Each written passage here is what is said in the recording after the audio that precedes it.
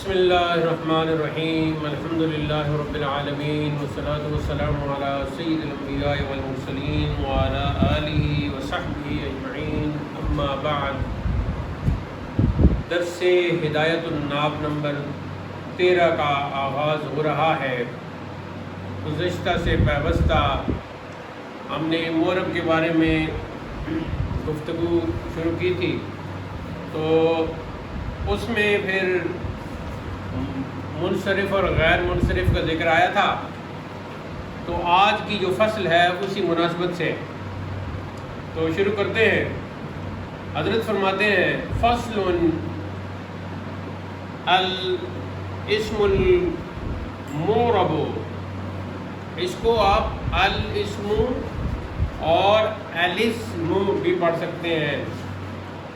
الاسم المعرب علی نوعین، اس میں معرب کی دو قسمیں ہیں۔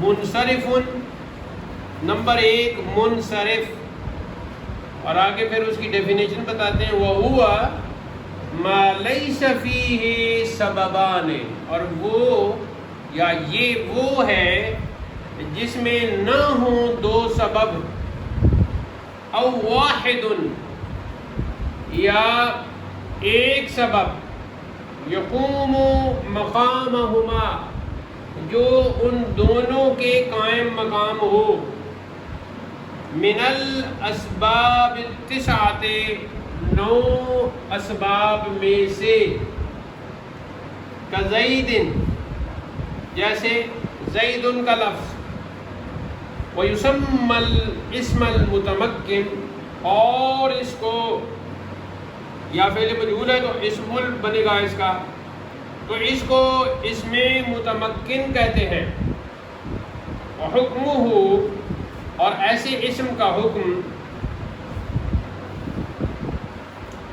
ان يدخلہ الحرکات الثلاث مع التنوین، اس کا حکم یہ ہے کہ اس پر تینوں حرکتیں جاری ہوتی ہیں، یعنی زبر زیر پیش، اور تنوین بھی اس کے اوپر آتی ہے۔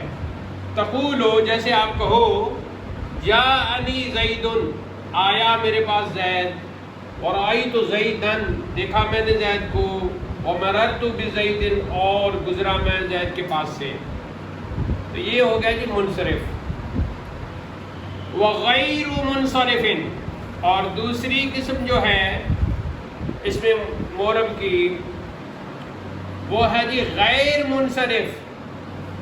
وہو، اور وہ ما فیہ سببان، وہ ہے جس میں دو سبب ہوں، او واحد منہما، یا ان دونوں میں سے ایک سبب ہو، یقوم مقامہما، جو دو سببوں کے مقام پر یا ان دو کے قائم مقام ہو، یعنی ظاہراً ایک ہو لیکن در حقیقت دو اسباب کے قائم مقام ہو۔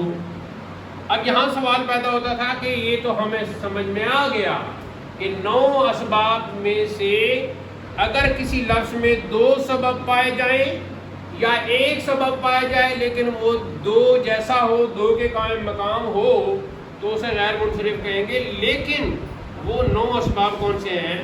تو اب ان کی وضاحت کرتے ہیں۔ والاسباب التسعۃ ہی، اور وہ جو 9 اسباب ہیں وہ یہ ہیں: العدل، عدل، والوصف، وصف، تانیث، اور تانیث، والمعرفۃ، اور معرفہ، والعجمۃ، اور عجمہ، والجمع، اور الترکیب، والالف والنون الزائدتان، اور الف نون زائدتان، فعل۔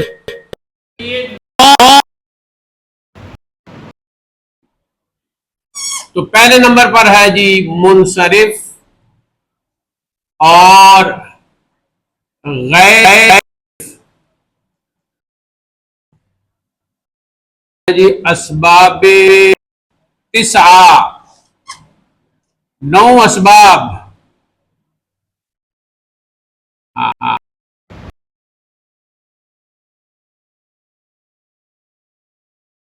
تو وہ جی سب سے پہلے ہے عدل، تو آپ چھوٹا چھوٹا اس طرح بریکٹ میں ایک دوسرے نمبر پر ہے وصف، تیسرے نمبر پر ہے تانیث،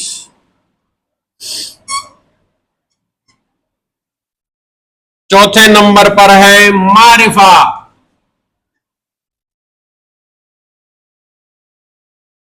پانچویں نمبر پر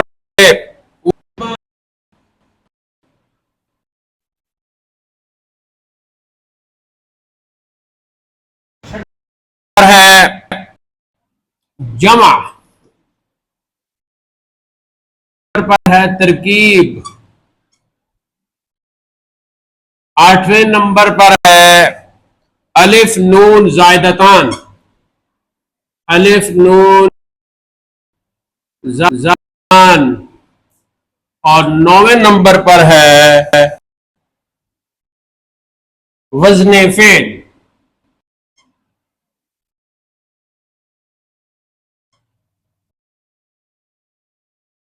اگر کر ہو تو وہ غیر منصرف ہوگا، اگر وصف ہو اس کے اندر خاص تو غیر منصرف ہوگا، وہ تانیث ہو تو غیر منصرف ہوگا، وہ معرفہ ہو تو غیر منصرف ہوگا، وہ اجمع ہو تو غیر منصرف ہوگا، وہ جمع کے صیغے پر ہو خاص تو غیر منصرف ہوگا، ترکیب ہو تو غیر منصرف ہوگا، اس میں الف نون زائدتان ہو تو غیر منصرف ہوگا، اور وہ لفظ وزن فعل پر ہو تو اسم، لیکن جیسے فعل کے وزن ہوتے ہیں اس طرح ہو تو وہ بھی منصرف ہوگا۔ فرماتے ہیں وَحُكْمُهُ أَلَّا يَدْخُلَهُ الْكَسْرَةُ وَالتَّنْوِينُ وَيَكُونُ فِي موضع الجر مفتوحا مدًا، کیا ہے تو یہ غیر منصرف کا حکم۔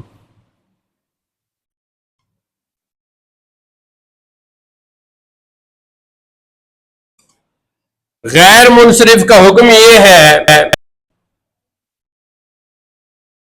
اس پر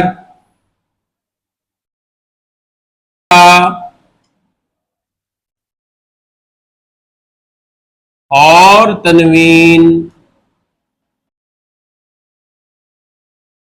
دیں گے،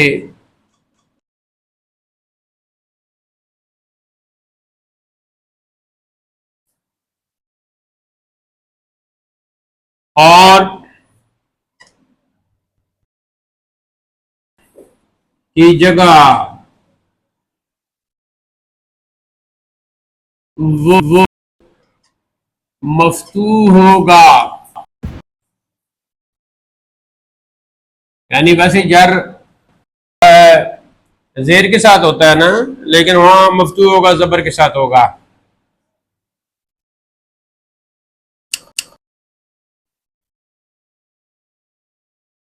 مثالیں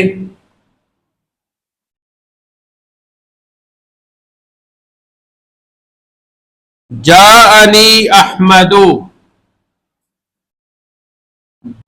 جاءنی آیا میرے پاس احمد،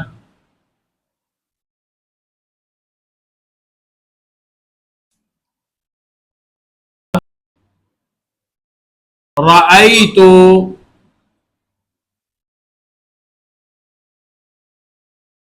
احمد،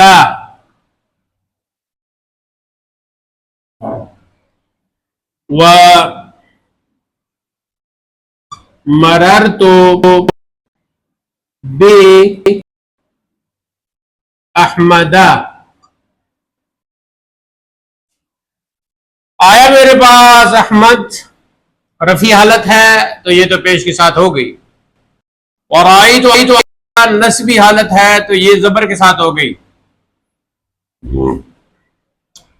اور وَمَرَرْتُ بِأَحْمَدَ با کی وجہ سے جری حالت ہے، لیکن بِأَحْمَدٍ نہیں پڑھنا بلکہ بِأَحْمَدَ پڑھنا ہے زبر کے ساتھ۔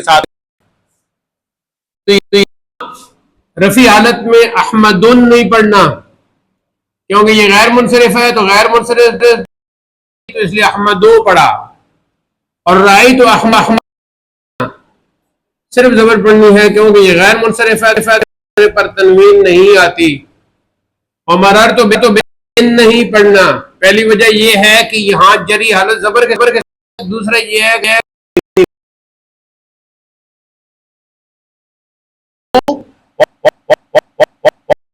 مررت بأحمد.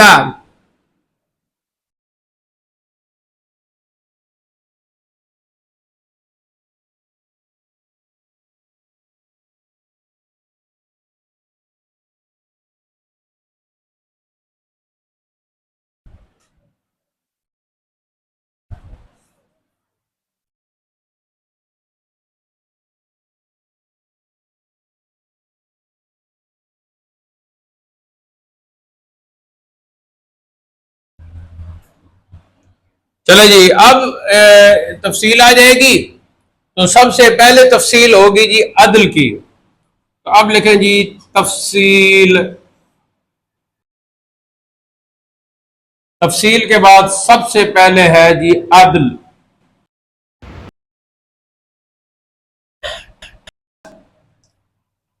یہ جو ہے نا آپ نے یہ نہیں سمجھنا کہ پہلے نمبر پر عدل ہے، نمبر پر اجمع ہے، اور 8ویں نمبر زائدتان ہے، اور تانیث تیسرے نمبر پر، 9ویں نمبر پر. اس طرح نہیں سمجھنا.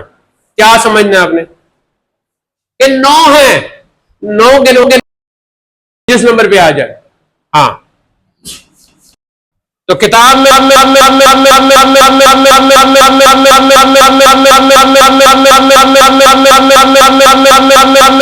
ڈیفینیشن کرنے لگے ہیں عدل کی. ہوا فہو تغیر اللفظ من صیغه الاصلیت الى صیغۃ اخرى. اخرى آپ نے پڑھا تھا نا. تو صیغۃ الاخرى کا کیا مطلب ہے؟ دوسرا صیغہ، ایک اور صیغہ.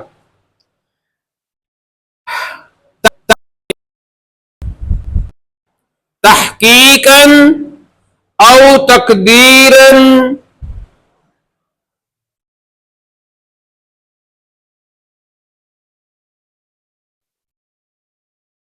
عدل یہ ہے کہ کوئی لفظ صیغہ ہے،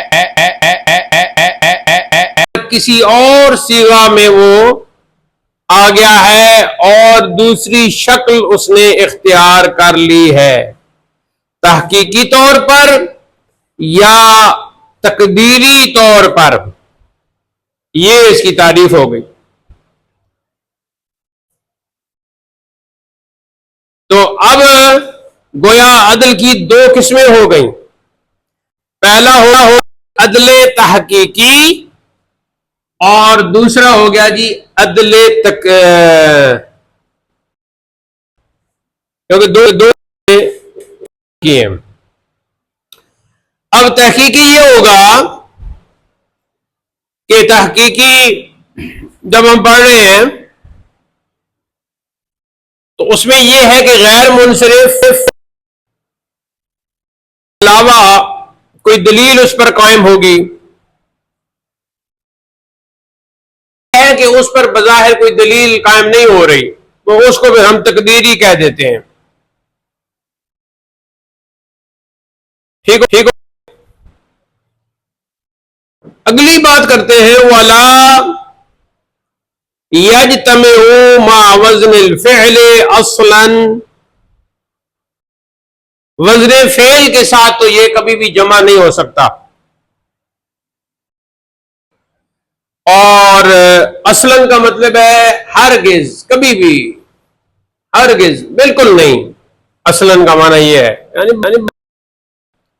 وَيَجْتَمِعُ العالمیت کے ساتھ جمع ہو سکتا ہے. علم کیا ہے؟ کسی بندے کا جو نام ہوتا ہے علم کہتے ہیں نا، تو وہ نام ہونا اسے کہتے ہیں علمیت. کا عمر و ظفر، جیسے عمر اور ظفر، اور وصف کے ساتھ بھی جمع نہیں ہوتا، جمع ہو جاتا ہے. کا ثلاثہ و مسلسہ و اخر و جمع، یہ ساری مثالیں آ رہی ہیں. ٹھیک ہے جی. تو اب عدل کی تعریف کیا ہو گئی کہ کسی لفظ کا اصلی صیغہ سے کسی اور صیغہ میں تبدیل ہونا، یہ تو ہو گیا عدل. عدل اور عدول بھی کہتے ہیں. عدول کا معنی بھی اس میں آتا ہے. عدول کا یہی ہوتا ہے کہ ایک جگہ سے کوئی چیز دوسری طرف چلی جاتی ہے تو یہ عدول ہے. تو کسی لفظ کا اصلی صیغہ سے کسی اور صیغہ میں تبدیل ہونا یہ عدل کہلاتا ہے. یہ تو ہو گئی ڈیفینیشن اس کی. اس کی دو قسمیں ہیں.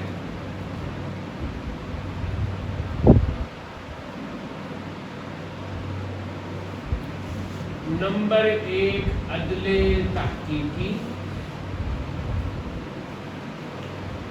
نمبر دو عدل تقدیری.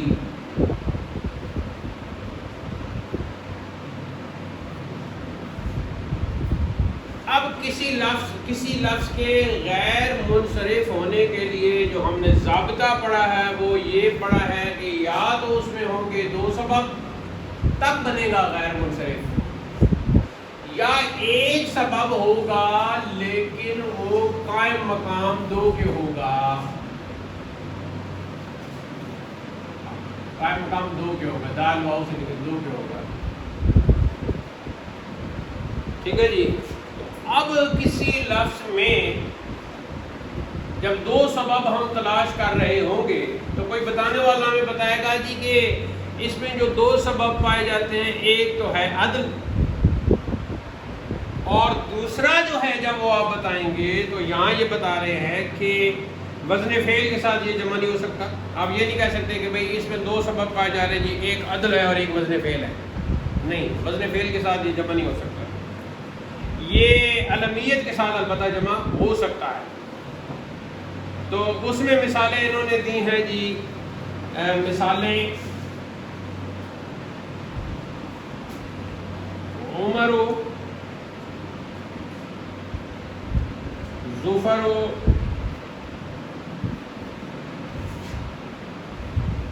اس کے بعد یہ کہتے ہیں یہ تو ہو گیا علمیت کے ساتھ جمع ہو گیا. علم ہے نا، عمر بھی علم ہے، جناب عمر فاروق کا نام ہے. اور ظفر جو ہے یہ بہت بڑے ایک امام گزرے ہیں جو امام اعظم ابو حنیفہ کے شاگرد خاص تھے، امام محمد کے اور امام ابو یوسف کے کلاس فیلو. ظفر. اس کے بعد ہے جی، یا پھر انہوں نے براہ راست میرے خیال میں امام صاحب سے پڑھا ہے یا براہ راست یا حضرت ابو یوسف اور امام محمد، ان دونوں میں سے کسی کلاس پڑھا ہے ظفر میں. تو یہ ہوگا جی ظفر ہو.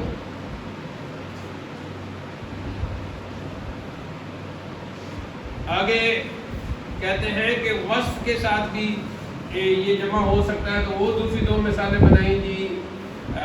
ثلاثو اور آگے ہے جی اخرو اور آگے ہے جی جمعو.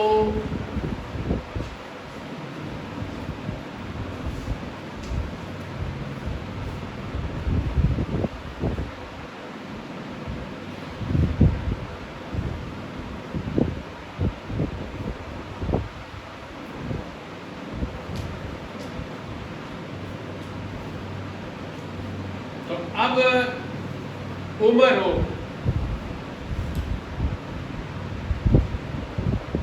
تو اس میں عدل آ گیا. عدل تو ہے ہی ہے، لیکن ساتھ انہوں نے کہا کہ یہ علمیت ہے. تو اب ہم کہیں گے کہ عمر میں عدل تو ہے ہی ہے اور یہ نام ہے تو علمیت ہے. ظفر میں عدل تو ہے ہی ہے اور دوسرا یہ نام ہے تو علمیت ہے. تو اب عمر و غیر منصرف اس لیے ہے کہ اس میں ایک تو عدل موجود ہے، دوسرا اس میں علمیت ہے، یعنی علمیت ہے، کیونکہ پہلی بات جو ہم نے کی ہے نا وَيَجْتَمِعُ مَعَ الْعَلَمِيَّةِ، یہ علمیت کے ساتھ جمع ہو جاتا ہے، وہ مرف میں آ جائے گا نا، نام میں آ جائے گا. ٹھیک ہو گیا؟ اور ظفر میں بھی یہی ہے.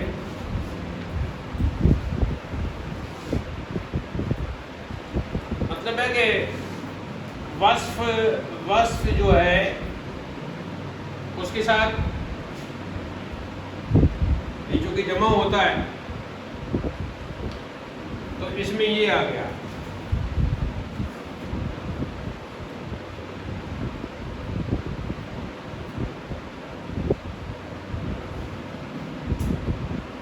وصف کے ساتھ جمع ہوتا ہے جیسے ثلاث وغیرہ، تو اس میں کیا ہوگا؟ ایک عدل ہو گیا، یہ تو پکی بات ہوگی، دوسرا وصف ہو گیا. اگلی مثال انہوں نے ثلاث و مثلث، تو مثلثوں کی یہاں ہم نے نہیں لکھی، تو اس میں بھی عدل اور وصف ہو گیا. اور آگے جی اخرو، تو یہ جمع ہو گئی، اس میں کیا ہوگا جی؟ آخرو، اور پھر اخرو اس کی جمع ہوگی.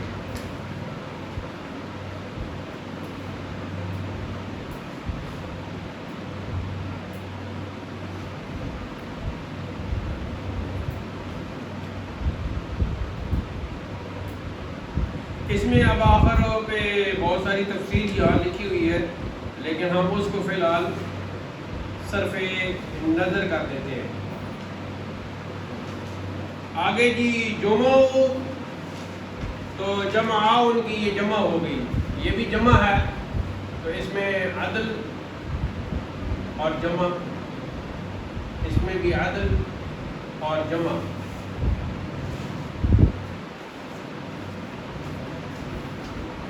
فعلاؤ کے وزن پر یہ آ رہا ہے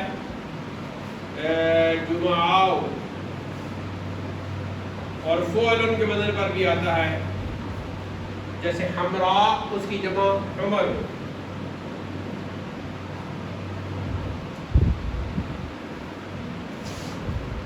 اس میں کچھ اختلاف بھی ہے، لیکن بہرحال مصنف نے چونکہ یہ صیغہ بتا دیا ہے تو یہ اس طرح چلے گا. تو اب یہاں عمروں میں عدل اور علمیت، ظفروں میں عدل اور علمیت، ثلاثوں میں عدل اور وصف، تین ہونا وصف ہے نا، اور اخروں میں عدل اور جمع، جمعوں میں بھی عدل اور جمع. اور وہ جو ہم نے مثلث وہ نہیں لکھا، اس میں بھی عدل اور وصف.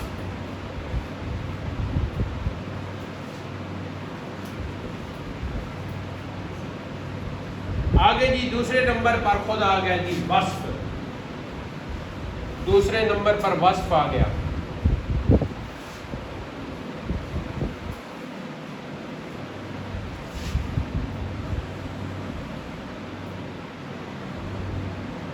الوصف،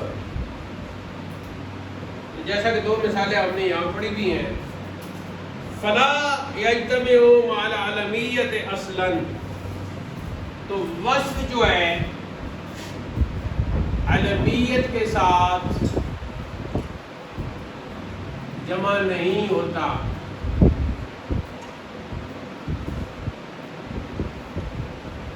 یہ پہلی ہے. وشرطه ان يكون وصفا في اصل الوضع، اس کی شرط یہ ہے کہ وہ اپنی اصل وضع کے اعتبار سے وصف ہو، کہ اہل زبان نے جب اس لفظ کو بنایا، اس کی وضع کی، کریشن کی، تو کی ہی وصف کے لیے ہے، کسی اور چیز کے لیے نہیں کی، بلکہ وصف کے لیے کی. فاسود وارقم غیر منصرف، بس اس میں کیا ہو جائے گا جی، اسود اور ارقم دونوں غیر منصرف ہے۔ اب اسود بھی وصف ہے اور ارقم بھی وصف ہے۔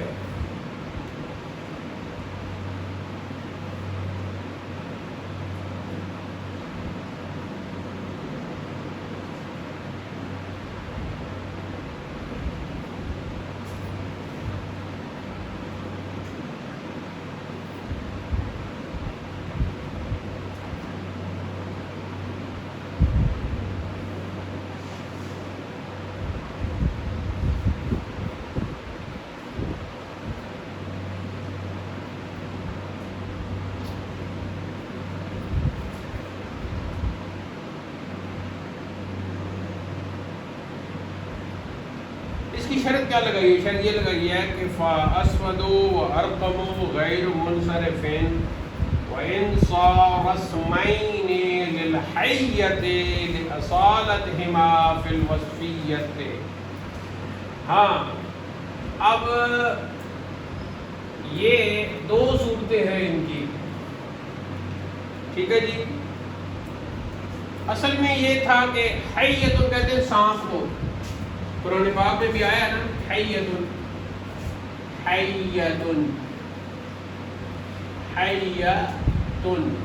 کہ جب وہ جادوگر آ گئے تو انہوں نے اپنی رسی وغیرہ اور ڈنڈے وغیرہ پھینکے تو وہ سانپ بن گئے۔ تو پھر موسیٰ علیہ السلام کو اللہ نے، جو موسیٰ علیہ السلام کے پاس عصا تھا، اللہ نے فرمایا کہ آپ مت ڈرو اور اس کو بھی آپ بھی پھینکو۔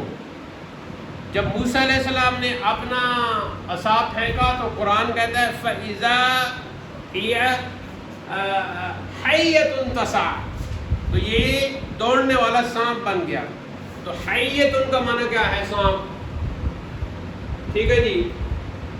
اب ہم یہ کہتے ہیں کہ اصل میں تو اسود کا جو لفظ ہے نا، اسودو، اس کا معنی تھا سیاہ، بلیک، ٹھیک ہے جی۔ اور ارقمو جو ہے یہ بھی کالے کے معنی میں، سیاہ کے معنی میں ہی ہے، لیکن تھوڑا سا فرق کرتے ہیں۔ فرق یہ کرتے ہیں کہ دیکھو یہ ہے بالکل سیاہ، بالکل سیاہ، یہ چلو یہ اب بالکل سیاہ ہو گیا، تو اس کے لیے لفظ بنا اسود، ٹھیک ہو گیا۔ اب ایک اور ہے، تو وہ ہے جی سیاہ۔ کیا فرق ہے کہ ذرا سفید بھی ہے، ٹھیک ہے۔ تو اب فرض کرو کہ ایک جانور ہے یا ایک رنگ ہے بالکل سیاہ، تو اس کے لیے عربی میں لفظ بنا اسودو، تو یہ وصف ہو گیا، وصف بیان کر رہا ہے اس کا کہ یہ سیاہ ہے۔ اور ایک ایسا ہے کہ تھوڑا تھوڑا درمیان میں سے سفید بھی ہے، تو اس کے لیے لفظ بنا ارقمو، تو یہ بھی وصف ہو گیا، صحیح ہے۔ اب مثال کے طور پر ایک گھوڑا ہے بالکل سیاہ ہے، تو انہوں نے کہا اسودو، اور درمیان میں کہیں کہیں سے سفید ہے تو انہوں نے کہا ارقمو۔ یہ دونوں لفظ کس کے لیے بنے؟ وصف کے لیے۔ وصف کیا ہوتا ہے؟ وصف صرف و نحو میں، گرامر میں کیفیت، وصف، حالت، کس کو کہتے ہیں؟ صفت۔ وصف کس کو کہتے ہیں؟ صفت کو، اور صفت گرامر میں کس کو کہتے ہیں؟ حالت کو، کبھی کو نہیں کہتے۔ ہاں اگر میں کہوں کہ مثال کے طور پر فلاں طالبہ کے اندر یہ صفت موجود ہے کہ وہ سبق یاد کرتی ہے، تو یہ تو صفت بمعنی خوبی ہے۔ لیکن اگر میں کہوں کہ فلاں طالبہ پڑھنے میں بہت تیز ہے اور فلاں بہت سست ہے، تو یہ جو صفت اور وصف بیان ہو رہا ہے اس کا معنی کیا ہوتا ہے؟ حالت اور کیفیت، ٹھیک ہے۔ تو اب حالت اور کیفیت کے لیے اسود بنا تھا اور ارقم بنا تھا، یہاں تک بات سمجھ میں آ گئی؟ بعد میں کالے سانپ کو انہوں نے اسود کہنا شروع کر دیا، اور ارکم بھی اس سانپ کو کہنا شروع کر دیا جو تھوڑا تھوڑا درمیان میں سفید بھی ہوتا ہے۔ اب کی یہ کیا بن گیا؟ اسود اسم بن گیا۔ اسود اہل لغت نے پہلے بنایا تھا سیاہ صفت کے لیے، سیاہ رنگ کے لیے، سیاہ وصف کے لیے انہوں نے لفظ بنایا اسود، اور جو سیاہ میں سے سفید ہو تو اس کے لیے انہوں نے بنایا ارکم۔ ٹھیک ہو گیا؟ لیکن بعد میں یہ دونوں لفظ سانپ کے نام کے طور پر استعمال ہونے شروع ہو گئے۔ کوئی بات سمجھ میں آیا؟ اچھا اب دیکھو میں پڑھتا ہوں۔ فَأَسْوَدُ وَأَرْكَمُ غَيْرُ مُنصَرِفٍ، اسود اور ارکم دونوں لفظ غیر منصرف ہیں۔ وَإِن سارا اسمین للحیۃ، اگرچہ یہ دونوں ہو گئے ہیں سانپ کے نام، بن گئے ہیں سانپ کے نام، لِأَصَالَتِهِمَا فِي الْوَصْفِيَّةِ، وصفیت میں اصل ہونے کے اعتبار سے۔ بس یہ بات ہے۔ تو اس لیے پھر اب چونکہ ان کے اندر وصف پیدا ہو چکا ہے تو نام ہوتے ہوئے بھی یہ غیر منصرف ہے۔ آگے چلتے ہیں، آگے کہتے ہیں وَأَرْبَعٌ فِي مَرَرْتُ بِنِسْوَةِ أَرْبَعٍ مُنْصَرِفٌ مَعَ أَنَّهُ صِفَةٌ، لیکن اربعٌ جو ہے، جب ہم کہتے ہیں کہ کیا مثال ہے جی؟ مثال ہے مررتُ بنسوة اربعین، میں 4 عورتوں کے پاس سے گزرا۔ تو یہاں یہ سوال پیدا ہوتا ہے کہ بنسبت اربعین آپ نے کہا تو اس کو آپ منصرف پڑھ رہے ہو، حالانکہ یہ تو وصف ہے، اس کے اندر وصفیت ہے، یعنی 4 کو بولتے ہیں، تو آپ نے پھر ایسے کیوں کیا؟ تو کہتے ہیں کہ یہ منصرف ہے مع انہ صفت، صفت ہونے کے باوجود یہاں یہ منصرف ہے، کیونکہ اس میں اصلی وصفیت نہیں ہے، کیونکہ اربعین میں اصلی وصفیت نہیں ہے۔ آگے جا کے آپ کو سمجھ میں آ جائے گا، پھر ابھی سمجھ میں نہیں آ رہا تو آگے کہتے ہیں وَوَزْنُ الْفِعْلِ لِعَدَمِ الْأَصَالَةِ فِي الْوَصْفِيَّةِ، وزن فعل بھی ہے لیکن اس میں وصفیت کی جو اصلی اصالت کا مطلب ہوتا ہے اصلی ہونا، اصالت کا مطلب ہے اصلی ہونا، اور اس کے مقابلے میں ہے فرع ہونا، ٹھیک ہے؟ تو اصالت جو ہے وہ وصفیت کی وجہ سے،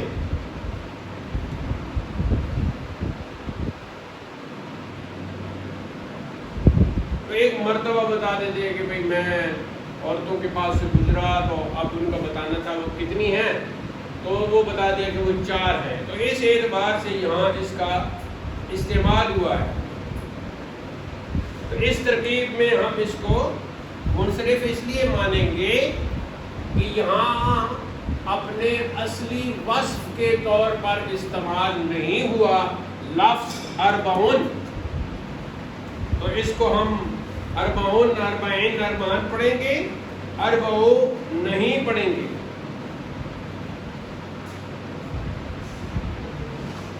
عدد کا مرتبہ بتانے کے لیے یہاں استعمال ہوا ہے، اور عارضی ہے کیونکہ 5 عورتیں بھی ہو سکتی ہیں تو بنسبت الخمس بھی کہا جا سکتا ہے، اور 3 بھی ہو سکتا ہے، بنسبت ثلاث بھی ہو سکتا ہے، تو یہاں یہ تعداد بتانے کے لیے یہ لفظ استعمال ہوا ہے، وصفی معنی کے لیے استعمال نہیں ہوا، لہذا جب وصف اس کے اندر سے نکل گیا تو سبب ہی نہیں پایا جا رہا غیر منصرف ہونے کا، تو یہ پھر منصرف ہو گیا، لہذا ہم پڑھیں گے مررت بنسبت اربعین۔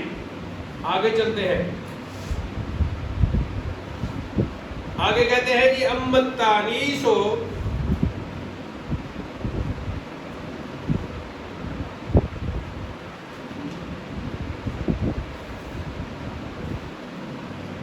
اما التانیس بالتاء، تو تیسرے نمبر پر ہے جی تانیس، تیسرا سبب ہے تانیس۔ تانیس کا کیا مطلب ہے؟ مؤنث ہونا، انسا یؤنس تانیسا، مؤنث ہونا۔ تو وہ کیا ہے جی؟ تا کے ساتھ ہے۔ فشرطہ ان یکون علما، تو پہلی شرط اس کے ساتھ اس کی یہ ہے کہ وہ علم ہونا چاہیے، یعنی نام ہونا چاہیے۔ طلحہ، جیسے طلحہ۔ اب یہ مثال انہوں نے دی ہے جی، شرط اس کی شرط یہ ہے کہ علم ہو، علم کس کو کہتے ہیں؟ نام ہو، علم ہو۔ جیسے طلحہ، طلحہ طلحہ، تو اب طلحہ میں تا آ گئی نا تانیس کی، اور یہ علم بھی ہے، نام ہے، صحابی کا نام بھی ہے۔ وَكَذَلِكَ الْمَعْنَوِيُّ، اور ایک تو ظاہری شرط ہے نا تا کا ہونا، لیکن دوسری اس میں معنوی شرط بھی ہے، معنوی شرط۔ وہ کیا ہے جی؟ پھر معنوی جو ہے دیکھنا پڑے گا۔ ثم المعنوی ان کان ثلاثیا، اگر معنوی ثلاثی ہو، ساکن الاوسط، اور درمیان والا حرف اس کا ساکن ہو، غیر اعجمی، اور غیر اعجمی ہو یعنی اعجمی نہ ہو، یجوز صرفہ، تو اس وقت تو اس کا منصرف پڑھنا جائز ہے۔ وترکہ لاجل الخفۃ، اور آسانی کے لیے اس کا چھوڑنا بھی ہے۔ ووجود السببین، یا دو سبب اس میں موجود ہوں، جیسے کہ مثال ہے یہاں لفظ ہندن، ہندن کی۔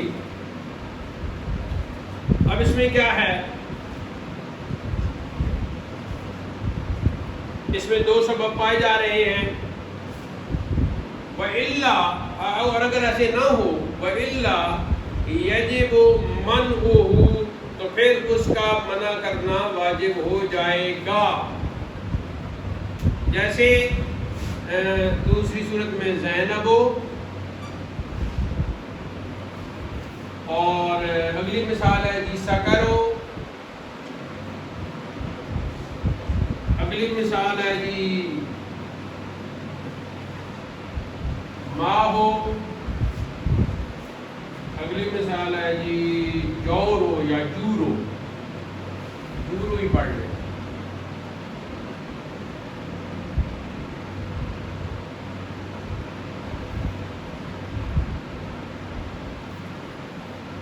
آپ کی کتاب میں کیا لکھا ہوا ہے زینب و سکرو کے بعد؟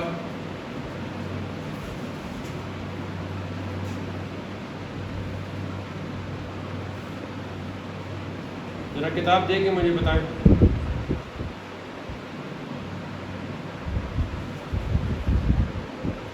ماہو اور جورو، تو یہ اصل میں عربی لفظ نہیں ہے نا؟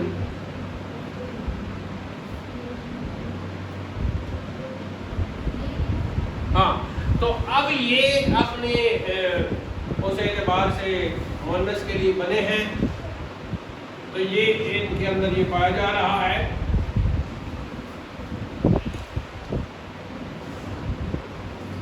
دو سبب پائے جا رہے ہیں، تانیث کا سبب بھی اس کے اندر پایا جا رہا ہے، اور علمیت بھی اس کے اندر پائی جا رہی ہے۔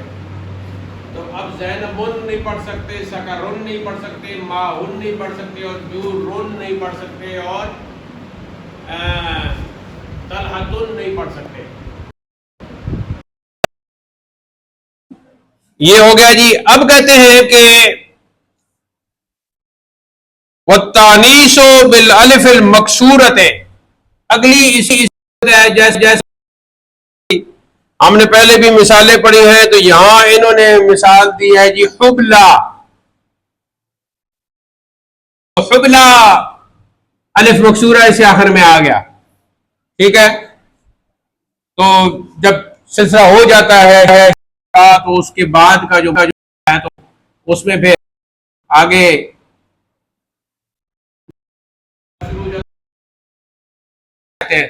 تو اس میں الف مکسورہ آ گیا.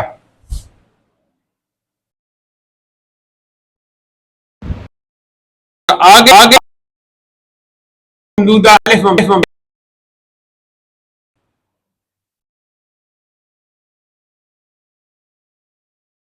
اور آگے الف ممدودہ کی مثال انہوں نے حمراء، حمراء،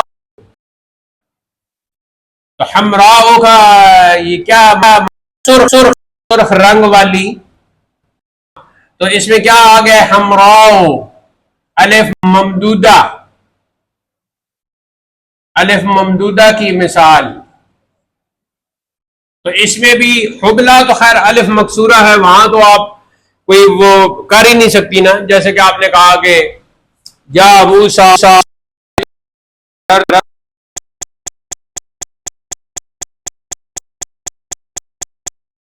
ان نہیں پڑھ سکتی، یہ الف ممدودہ میں الف موجود ہے اور تانیث بھی موجود ہے.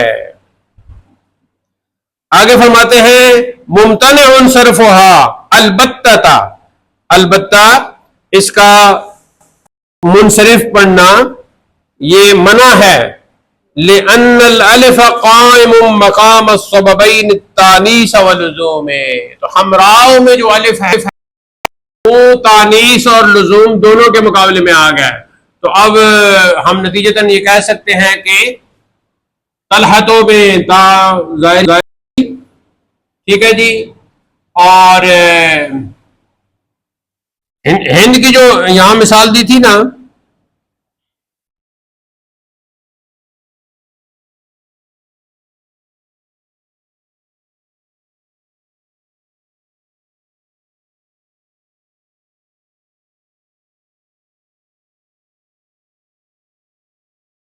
چلے اس بحث کو چھوڑ دیتے.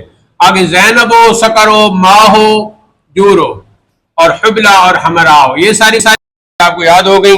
تو یہ ان میں غالب وصف جو ہے وہ تانیث کا پایا جا رہا ہے، اور دوسرا ان کے اندر علمیت پائی جا رہی ہے. تو جب تانیث اور علمیت جمع ہو گئے تو یہ غیر منصرف کے طور پر ہمیں پڑھیں گے. اگلا ہے جی اما المعرفۃ فلا یعتبر فی من الصرف منها الا العلمیۃ وتجتمع مع غیر الوصف. معرفہ جو ہے اس میں من صرف جو ہے یعنی غیر منصرف پڑھنا سوائے علمیت کے یہ معتبر نہیں ہوگا، اور جمع ہو غیر وصف کے ساتھ تو مت مت مت مت مت مت مت مت مت مت مت مت مت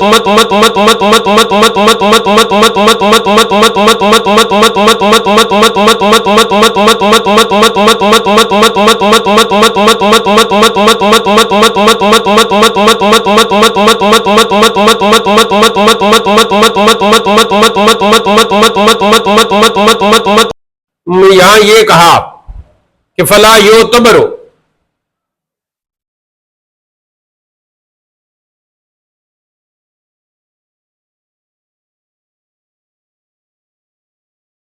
اب وصف کے ساتھ جمع کیوں نہیں ہوتا؟ وصف کے ساتھ جمع نہیں ہوتا کہ وصف میں ایک کیفیت بیان کی جا رہی ہوتی ہے اور علم جو ہے وہ ایک ذات کا نام ہوتا ہے، تو یہ دونوں آپس میں جمع ہو ہی نہیں سکتے اپنے اعتبار سے. تو اس لیے معرفہ ہونے کی وجہ سے اور علمیت کا غلبہ ہونے کی وجہ سے اس کو غیر منصرف پڑھا جائے گا. آگے کہتے ہیں اما العجمۃ فشرطها ان تكون علمانی ہونا چاہیے یا واضح نہیں، علمن زائدۃ علی ثلاثۃ احرف کا ابراہیم او ثلاثیا متحرک الاوسط کا شطر، شطرو یہ ہونا چاہیے. اور آگے ہے جی فلجام منصرف لعدم العلمیت، تو اجماع کے لیے بھی چوتھے نمبر پر معرفہ ہے، اس کی بھی بڑی شرط علمیت ہے، پانچویں نمبر پر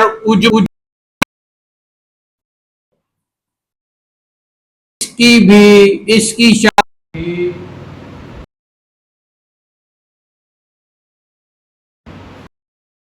لیکن اس میں یہ ہے، ایک اور شرط یہ ہے کہ 3 حرفوں سے زیادہ ہو، 3 حروف سے زیادہ ہو، جیسے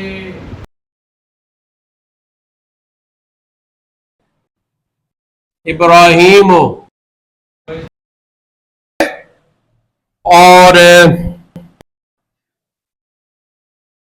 دوسری، یہ پہلی شرط ہے، اور دوسری شرط یہ ہے کہ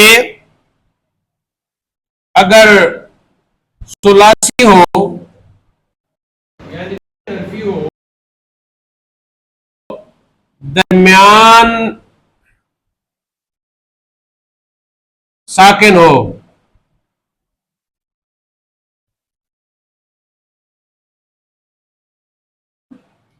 ساکن متحرک ہو،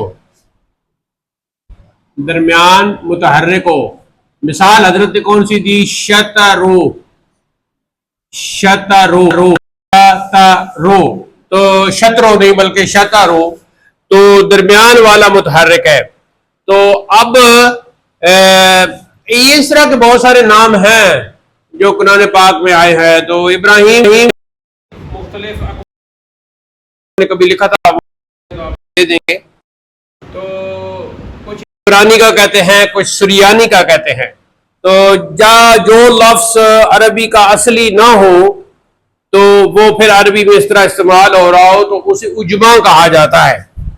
اسے اجماع کہا جاتا ہے جس کی 2 شرطیں ہیں. پہلی شرط یہ ہے کہ اجماع وہ جو اور اگر 3 حرفی کوئی مل جائے جیسے شطر ہو تو پھر اس کا حرف جو ہے متحرک ہو. تو اب یہاں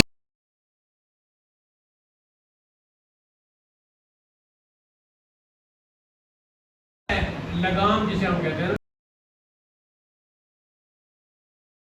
تو لگام ڈالی جاتی ہے، اسے کہتے ہیں لجام. تو اب لجام جو ہے اجماع تو ہے لیکن یہ منصرف ہے. تو پھر سوال کیا گیا کہ اجماع ہے تو پھر غیر منصرف کیوں نہیں مان رہے؟ تو اس کا جواب حضرت نے دیا لعدم، کیونکہ یہ نام نہیں ہے نا. کوئی بھی لگام ہے تو اس کو لجام کہتے ہیں، تو یہ نام نہیں ہے. تو جب یہ نام نہیں ہے تو یہ پھر ہم اس کو غیر منصرف نہیں پڑھ سکتے کیونکہ علمیت اس میں نہیں ہے. آگے کہتے ہیں وَنُوحٌ مُنصَرِفٌ. تو لجام کے بارے میں تو یہ ہو گیا کہ یہ علم نہیں ہے، یہ علم نہیں ہے، اس لیے ہم اس کو غیر منصرف نہیں پڑھ رہے. اب ایک اور سوال پیدا ہوا کہ جناب نوحن ہی اجماع ہے، یہ بھی عربی کا لفظ نہیں ہے، اور آپ نے ابھی تھوڑی دیر پہلے کہا تھا کہ لجام کو ہم غیر منصرف اس لیے نہیں پڑھ رہے کہ یہ علم نہیں ہے. تو لیجئے جی نوحن یہ اجماع بھی ہے اور علم بھی ہے، تو اس کو پھر آپ غیر منصرف پڑھیں گے. تو حضرت نے کہا وَنُوحٌ مُنصَرِفٌ، نہیں، اس کو بھی ہم غیر منصرف نہیں پڑھیں گے، یہ بھی منصرف ہے. کیوں؟ لِسُکُونِ الْأَوْسَطِ،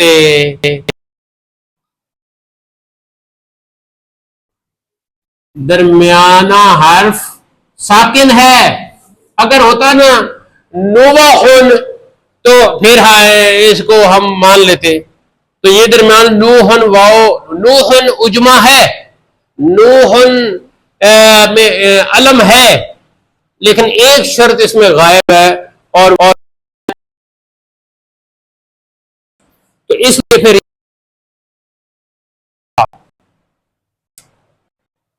بس انشاءاللہ باقی جو ہے نا یہ جمع جو ہے جمع یہ یہاں جمع سے شروع کریں گے.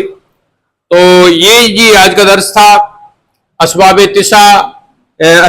تسع کی جو شرح ہے جو تشریح ہے وہ کافی لمبی ہے لیکن تھوڑی تھوڑی جو ہے وہ ہم پڑھ رہے ہیں. کوئی نہیں اگلی کتابوں میں بھی یہ آئیں گے اور ان کی تفصیل مزید آئے گی اور بول چال میں بھی. اور باقی ویسے آپ کو پڑھنے سے اور بولنے سے خود بخود پتہ چل جائے گا کثرت سے جیسے جیسے جاتا ہے. عائشتن نہیں پڑھا جاتا, عثمانن نہیں پڑھا جا سکتا. تو اس طرح جب آپ عبارت پڑھ رہی ہوں گی اور اس کے اندر خود بخود آپ کو اندازہ ہو جائے گا. مساجدن نہیں پڑھا جا سکتا, یہ جمعہ میں آ گیا. ٹھیک ہے جی. اور باقی اس طرح کے تو پریشان ہونے کی ضرورت نہیں ہے آپ کو کہ جتنی آپ عربی پڑھیں گی جتنی سنیں گی اور اہل زبان کو سنیں گی اور بولیں گی تو بولنے والا جب ہر باری کہے گا زینب تو آپ پھر زینب کہہ ہی نہیں پائے گی. یہ بات ہے.